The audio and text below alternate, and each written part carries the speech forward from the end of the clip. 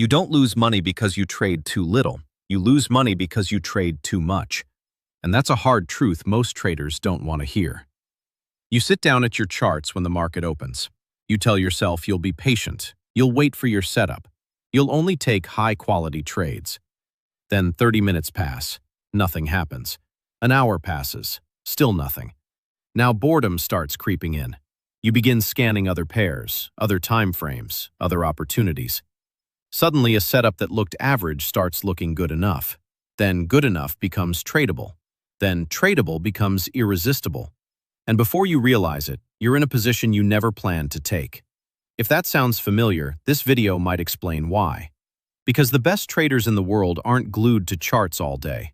Many of them only actively trade for a short window, sometimes 30 minutes, sometimes less. And the reason has very little to do with time management. It has everything to do with psychology. Most traders think success comes from finding more opportunities. But reality works differently. The more opportunities you look for, the more likely you are to lower your standards. Think about what happens after you've been watching charts for 3 hours. Your brain becomes restless. You haven't made money. You haven't taken a trade. And now you feel pressure to justify the time you've invested. This is where dangerous decisions begin. You think you're analyzing. In reality, you're searching for permission to trade. That's an important distinction. The market hasn't changed. Your emotional state has. And emotional states influence decisions far more than most traders realize. The strange part is that many traders mistake activity for productivity.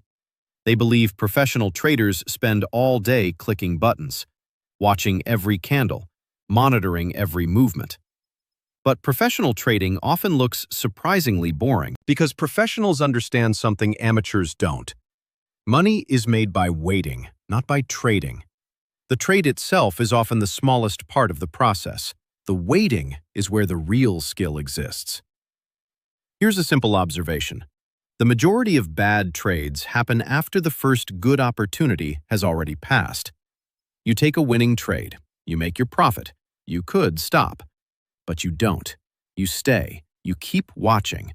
You tell yourself there might be another setup, then another, then another. A few hours later, you've given back everything you earned, not because your strategy failed, because your psychology changed.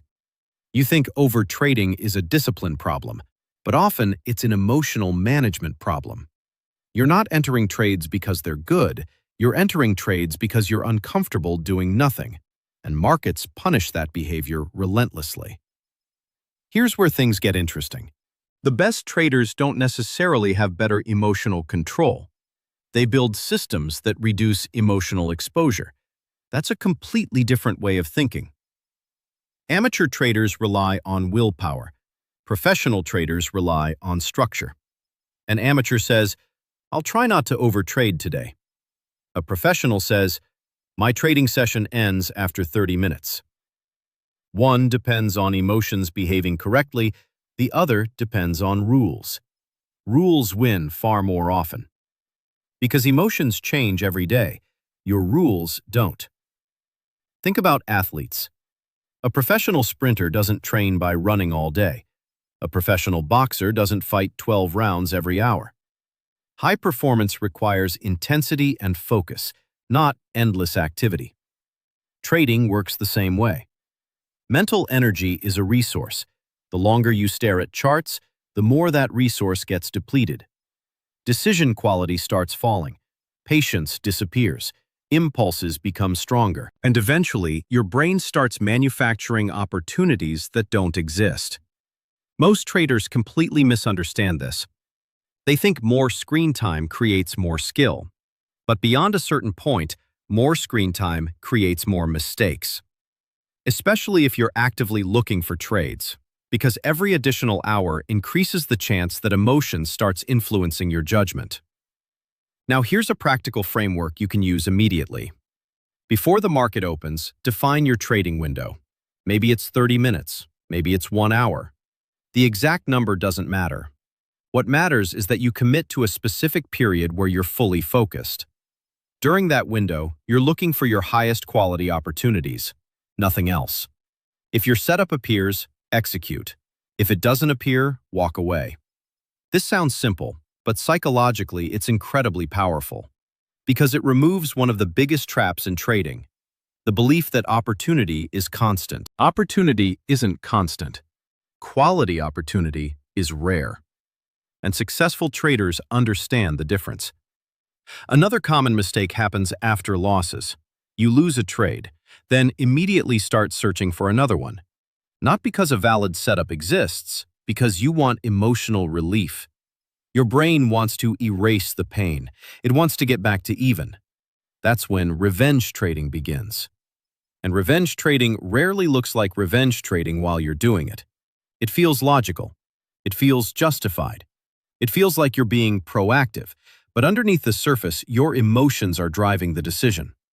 This is why shorter trading sessions can dramatically improve performance, not because they magically improve your strategy, because they reduce the amount of time emotions have to interfere.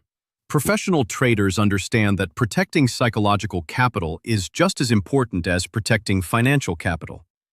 You can lose money and recover, but when your confidence, focus, and discipline start deteriorating, the damage becomes much harder to reverse.